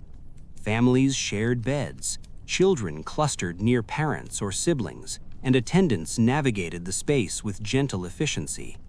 Pets moved quietly through the room, sometimes curling near warmth or subtly nudging a sleeper. Each night unfolded with a muted rhythm, soft shifts, whispered adjustments, the faint scrape of bedding, and the occasional muted sigh or murmur. This orchestration, though seemingly ordinary, reflects the careful attention paid to comfort, order, and communal harmony. Curious remedies were occasionally employed to encourage sleep or protect the sleeper. Warm spiced milk, herbal teas, or light broths were common, sometimes combined with aromatic oils rubbed gently into the skin. Certain households placed small sachets of lavender, thyme, or rue under pillows, while others hung amulets or talismans above the bed. The logic behind these rituals often blended superstition, medical theory, and a keen desire for comfort. Even minor adjustments, like shifting a pillow differently or draping a curtain differently, could be considered crucial for a peaceful night. Dream interpretation remained a quiet but persistent practice. Monks, nobles, and even commoners occasionally recorded nocturnal visions in notebooks or diaries. A vivid dream could be considered a warning, a blessing, or a reflection of bodily or spiritual imbalance. Some parents carefully documented children's dreams, consulting midwives or attendants to decipher subtle omens. The act of sleeping was therefore both restful and intellectually or spiritually active, a space in which observation, reflection, and care intertwined seamlessly. Medical concerns frequently intersected with sleep in unusual ways. Fragile children, ailing adults, and elderly family members were attended throughout the night, with remedies applied at gentle intervals. Attendants adjusted blankets, positioned pillows, and monitored breathing patterns. Herbal poultices, warm compresses, or aromatic oils were quietly administered to encourage comfort and rest. Sleep was simultaneously passive and active, a delicate balance of care, observation, and intervention. Even the positioning of beds carried meaning. Some believed that placing the head toward a particular cardinal direction could improve health or spiritual well-being. In other cases, beds were strategically positioned to avoid drafts, ensure warmth, or align with astrological guidance. These arrangements, while subtle, reflect a broader medieval philosophy. Sleep was a space in which the physical, spiritual, and cosmic intersected. Each night became an opportunity for careful alignment of body, environment, and belief. Segmented sleep persisted as a gentle norm. People often rose briefly in the night to pray, reflect, or engage in small household tasks. In grand households, monarchs might consult advisors, review correspondence, or perform quiet ceremonial acts. Even commoners occasionally awoke to tend animals, check fires, or whisper prayers. These awakenings were brief and integrated into the overall rhythm of rest. The night was thus a flexible continuum, punctuated by periods of quiet activity, all gently choreographed to support the body and mind. Noise management remained a subtle art.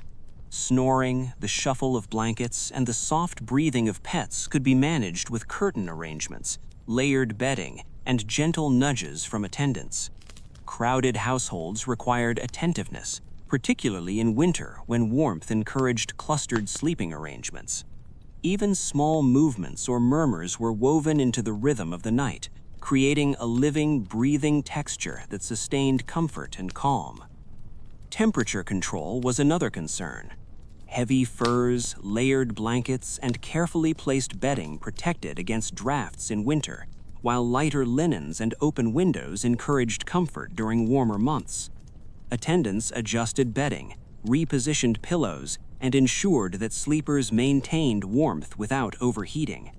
Sleep, therefore, was a continuous negotiation between human need and environmental conditions, an ongoing, subtle art of balance. Eccentricities continued to pepper the night.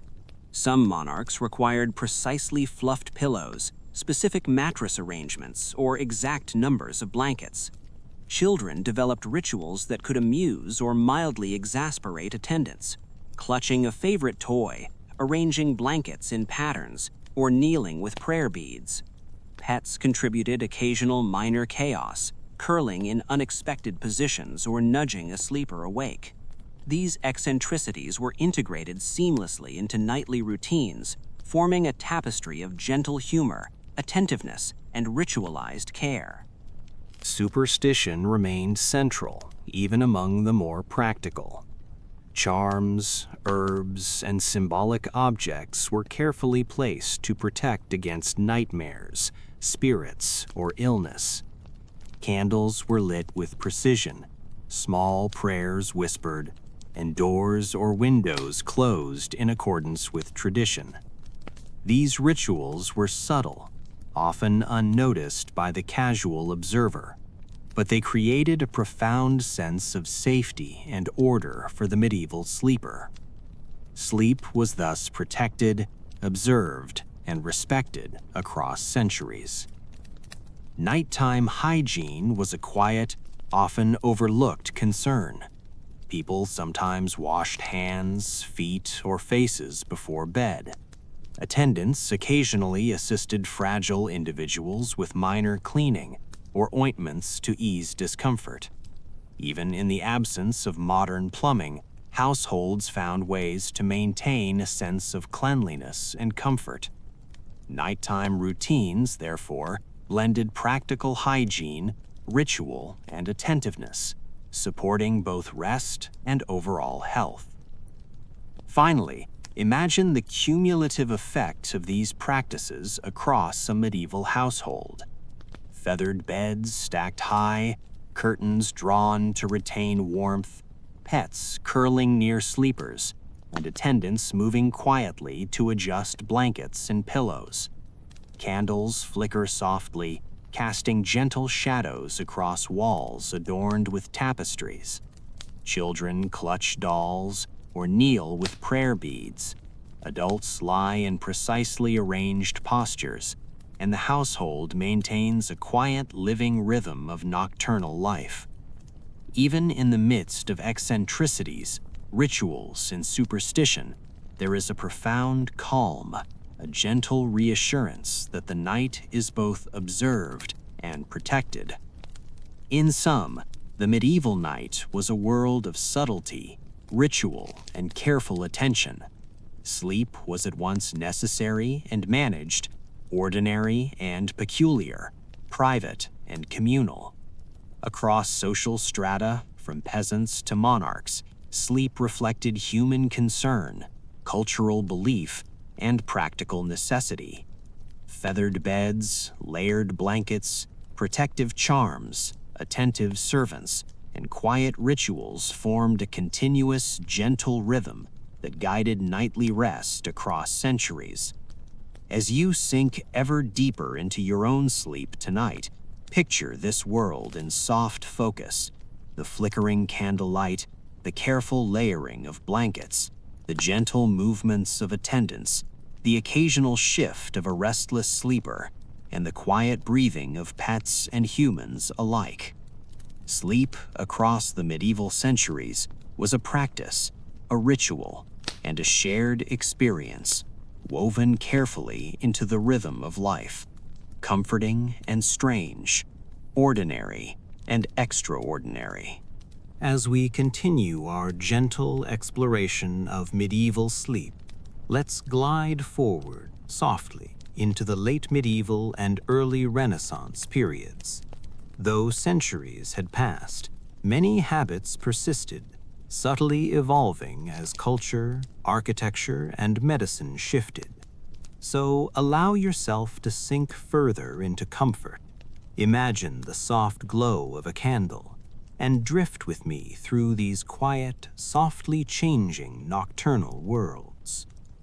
By the late medieval period, the segmentation of sleep, first and second sleep, was still common. People typically retired in the early evening, slept for a few hours, woke briefly for prayer, reflection, or practical chores, and returned to rest until dawn. This rhythm was quietly natural, woven into both the physical environment and cultural expectation. Even as Renaissance ideals of elegance and sophistication emerged, the segmented night remained a practical response to long evenings, cold stone chambers, and human biological rhythms. Architectural shifts began to influence sleep in subtle ways. Larger windows allowed more natural light during the day, while smaller chambers, divided for privacy, altered the patterns of shared sleeping. Nobility could now afford more private quarters, sometimes with separate rooms for spouses, children, or attendants. Yet even in these more spacious arrangements, the principles of attentiveness, ritual, and quiet supervision persisted. Attendants continued to fluff pillows, adjust blankets, and maintain gentle vigilance over restless sleepers.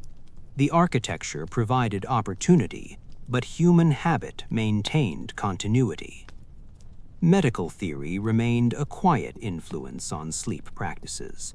Physicians still adhered to humoral theory, recommending positions, bedding arrangements, and night attire to balance blood, phlegm, black bile, and yellow bile. Herbal remedies continued to play a central role. Chamomile, lavender, valerian, and other calming herbs were sprinkled near beds or infused into teas. Minor nighttime illnesses were treated with poultices, compresses, or light massages. Even as medical understanding began to evolve during the early Renaissance, the night remained a space in which attention, ritual, and gentle intervention were intertwined. Superstition, too, lingered. People still feared spirits, ill omens, and bad dreams. Charms, talismans, and carefully arranged herbs were quietly placed near beds. Candlelight continued to cast long shadows, subtly warding off imagined dangers. Doors and windows were closed according to inherited ritual. while prayers or whispered invocations provided reassurance. Even as education, science, and philosophy slowly advanced, the night retained its mystique, a realm where practical needs and cultural beliefs interwove seamlessly. Children's sleep habits remained remarkably consistent, yet adapted to evolving social expectations. Royal and noble children often had dedicated attendants to monitor segmented sleep, ensure warmth, and manage nightly fears. Their beds became increasingly elaborate, layered with multiple mattresses, feather-stuffed pillows, and decorative curtains. Rituals of prayer, quiet storytelling, or the use of charms continued to be central. Even the most privileged children experienced a mix of comfort, attentiveness, and subtle eccentricity. Communal sleeping spaces persisted among the lower classes, though gradual improvements occurred. Families continued to share straw mattresses or rush-strewn floors. Animals still provided warmth and companionship. Herbs, simple charms, and prayers maintained a quiet, protective presence. Seasonal adjustments, attentive care, and careful layering of blankets reflected practical knowledge passed down over generations. Sleep, even among the humblest households, remained a structured and subtly observed practice. Nighttime attire began to reflect Renaissance aesthetics as well as comfort. Richer fabrics, silk linings, and embroidered nightshirts became increasingly common among the wealthy. Caps, padded garments, and carefully layered clothing continued to provide warmth and gentle support. Even these more luxurious garments maintained a practical function, facilitating comfort, supporting posture, and preserving the health of sleepers. Sleepwear became a quiet intersection of fashion, ritual, and human need. Beds, too, evolved subtly. Canopies and curtains remained prevalent, yet frames became more ornate, reflecting Renaissance ideals of beauty, proportion, and craftsmanship. Feather mattresses, layered blankets, and precisely arranged bolsters persisted, providing both comfort and a measure of status display. Even as decoration became more elaborate, the function remained: to create a space conducive to rest, protected from drafts, and attuned to the rituals and expectations of household life. Pets continued to inhabit sleeping chambers, contributing warmth and companionship. Dogs curled at feet or heads, cats moved quietly across blankets, and occasionally smaller creatures participated in the nocturnal orchestra. Their movements, while sometimes mildly disruptive, were integrated into the rhythm of night. Household attendants monitored interactions and adjusted sleeping arrangements as needed, maintaining harmony without breaking the quiet continuity of rest. Segmentation of sleep remained central. People of all classes often rose briefly to perform prayer, reflection, or domestic tasks. Monarchs might confer with advisors in the midnight hours, review correspondence, or engage in quiet ritual. Commoners tended fires, checked animals, or whispered prayers. These awakenings were gentle, brief, and integrated seamlessly into the overall rhythm of the night. The continuity of segmented sleep reflects both biological necessity and cultural habit, a practice that persisted across centuries with remarkable consistency. Nighttime remedies and comfort measures evolved too. Herbal sashes, teas, and aromatic oils continued to provide gentle aid for sleep. Adjustments of bedding, pillows, and blankets were standard practice. Attendants monitored rest, repositioning sleepers, adjusting warmth, or soothing minor disturbances. Even in the absence of modern medical science, these practices reflect a sophisticated awareness of human needs, environmental factors, and the subtle art of nocturnal care. dream remained quietly valued. People recorded, reflected upon, and sometimes acted upon dreams. Vivid or unsettling visions were consulted with family, attendants, or spiritual advisors. Dreams were considered reflections of health, spirituality, or potential future events. The night, therefore, continued to function as both a space of rest and a realm of quiet observation, reflection, and cultural meaning. Eccentricities persisted across centuries. Monarchs maintained precise demands for pillow height, blanket arrangement, and bed layering. Children developed personal rituals, from arranging toys to kneeling in prayer. Pets contributed occasional disruption. Even seemingly minor details, such as candle placement, room orientation, or window closure, carried significance. These eccentricities, integrated seamlessly into nightly life, created a tapestry of ritual, attentiveness, and quiet humor. Noise management continued to require subtle artistry. Curtains, carpets, and layered bedding softened sound, while attendants responded gently to restless sleepers. Even in larger households, the ambient sounds of breathing, shifting bodies, and soft movement formed a calming background rhythm. Sleep was communal yet ordered, ordinary yet carefully maintained. By the early Renaissance, attitudes toward sleep increasingly reflected awareness of health, comfort, and aesthetics. Yet the fundamental principles of attentiveness, ritual, and care remained. Humans continued to manage temperature, bedding, and positioning.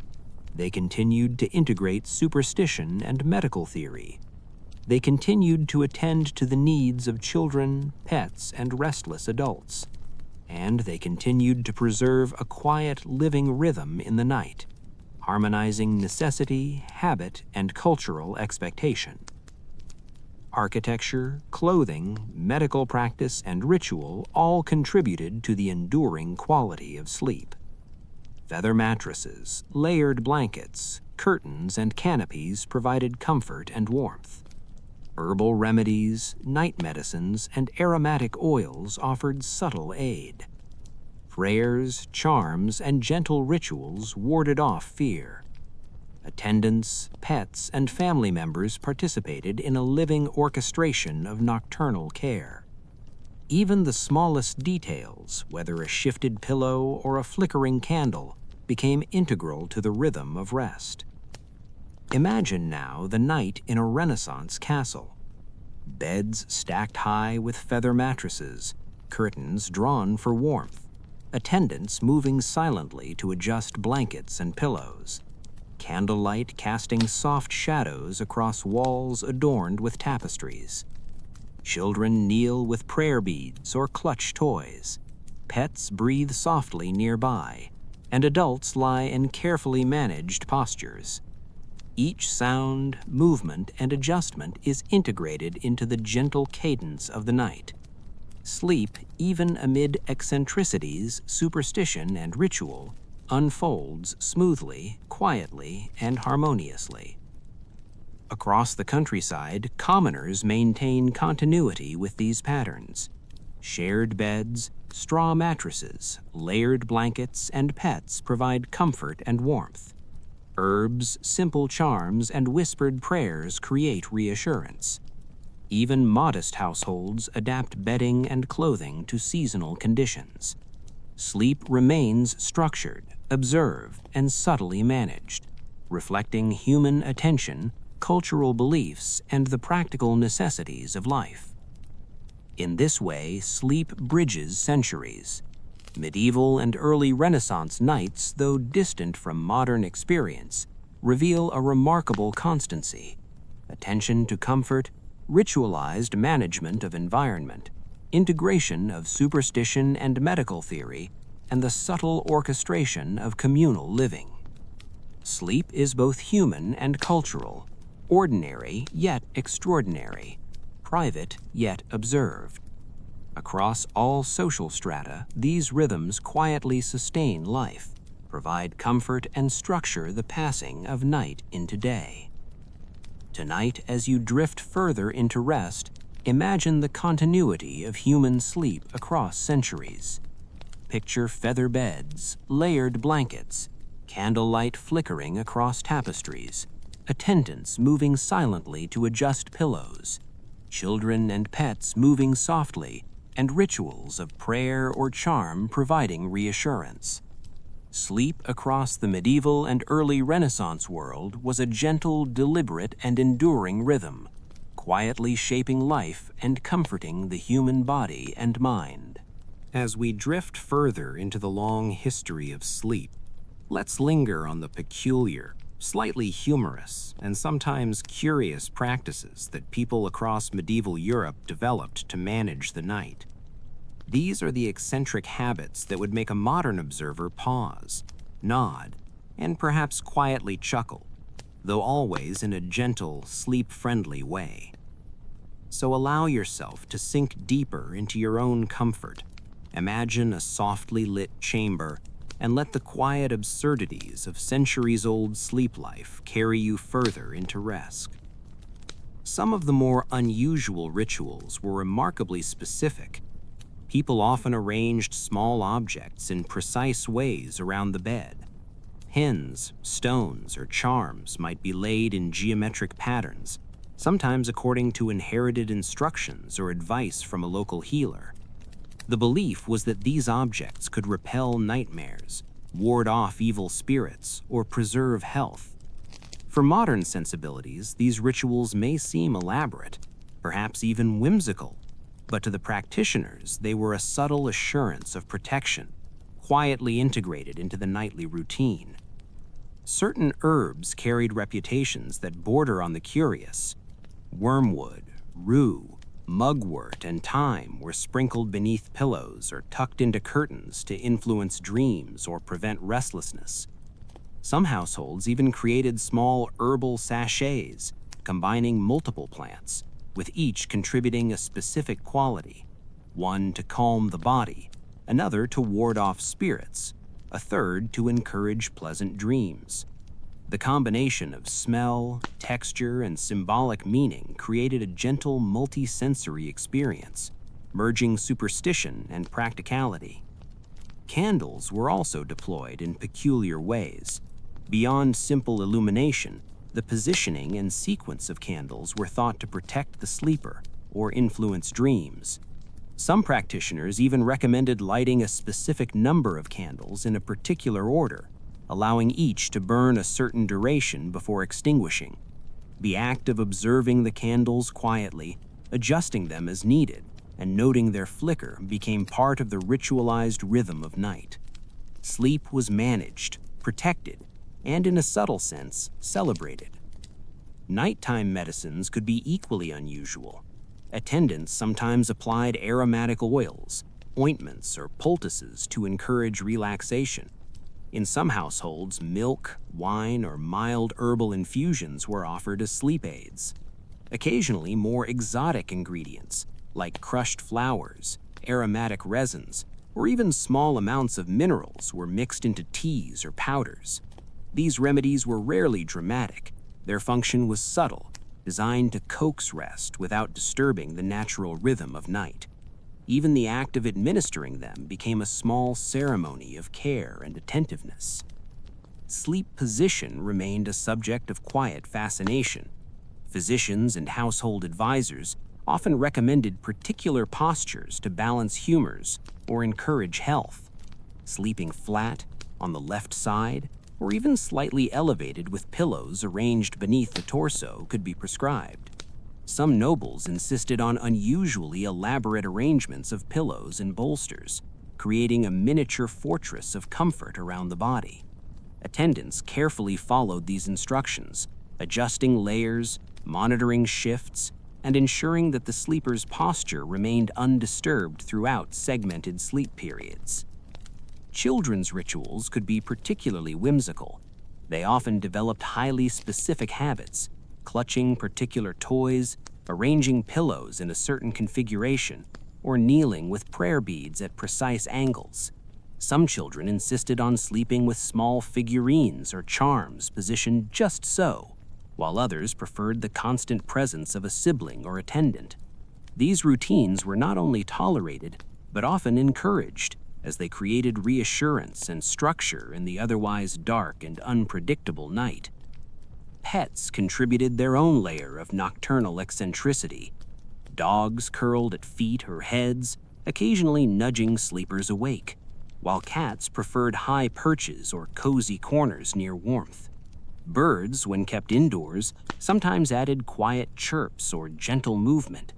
Household attendants learned to integrate these minor disturbances into the nightly rhythm, ensuring that pets remained companions rather than interruptions. The gentle interplay between human and animal movement became part of the living orchestration of sleep. Even commoners engaged in subtle and sometimes humorous rituals. Some sprinkled grains, salt, or herbs beneath bedding to ward off nightmares. Others whispered prayers or recited brief chants before sleep. Simple routines like shaking out blankets or flapping mats became practical, symbolic, and ritualized at once. These modest acts mirrored the more elaborate practices of nobility, reflecting the continuity of cultural belief across social strata. Superstition occasionally intersected with observation in creative ways. People sometimes noted how the position of the moon or the stars might influence sleep or dreams. Astrology could subtly dictate bedtime arrangements or the placement of bedding, charms, or candles. Certain nights aligned with celestial events were considered more favorable for rest, while others prompted extra attention to protective rituals. The combination of cosmic observation, superstition, and daily practicality created a richly textured nocturnal environment. Attendants often became minor experts in these eccentricities. They monitored restless sleepers, adjusted bedding, administered minor remedies, and subtly enforced rituals without drawing attention. Their quiet presence allowed households to integrate complexity, superstition, and care seamlessly into the night. Even the most peculiar habits, pillow fortresses, herbal sachets, ceremonial candle lighting, were conducted smoothly, forming an unbroken rhythm of care and comfort. Noise management remained an art form. Snoring, shifting bodies, and subtle whispers were absorbed by layered bedding, carpets, and tapestries. Gentle nudges or quiet adjustments prevented minor disruptions from escalating. Even in crowded rooms, the ambient sound formed a calming backdrop, a rhythm of life and rest that reinforced the sense of safety, routine, and harmony. Sleep was communal, yet preserved, ordinary, yet subtly extraordinary. Eccentric sleepwear persisted. Capes, padded garments, embroidered nightshirts, and even special head coverings were used to provide warmth, support posture, or adhere to ritualistic guidance. These garments might seem elaborate or whimsical to modern eyes, yet they were practical, comforting, and symbolically significant. Night attire became a blend of fashion, care, and superstition, enhancing the gentle orchestration of nocturnal life. Finally, imagine the cumulative effect of all these practices across a household. Feather beds stacked high, layered blankets adjusted meticulously, curtains drawn to maintain warmth, herbs and charms quietly arranged, candlelight flickering across walls. Children clutch toys or kneel with beads, pets curl in comforting proximity, and adults lie in precisely arranged postures, monitored by unseen attendants. Even in the midst of eccentricity, superstition, and gentle chaos, the night unfolds in calm, ordered, and comforting rhythms. Across centuries, from medieval to early Renaissance, these practices reveal a remarkable constancy. Sleep was simultaneously necessary, ritualized, observed, and occasionally eccentric. Attentiveness, superstition, medical theory, and quiet domestic management combined to form a living orchestration of nocturnal life. Across all classes, From humble households to grand palaces, sleep was protected, respected, and nurtured, forming a subtle rhythm that underpinned daily existence. Tonight, as you sink deeper into rest, picture the entire nocturnal tapestry: feather beds, layered blankets, candlelight flickering, attendants moving quietly, children clutching toys or beads, pets breathing softly nearby, and herbs or charms arranged with care. Sleep, across medieval and early Renaissance Europe, was a gentle, deliberate rhythm. It was ordinary yet extraordinary, private yet communal, practical yet ritualized. And in the quiet continuity of centuries, it remains a timeless reminder of the human need for rest, comfort, and gentle care.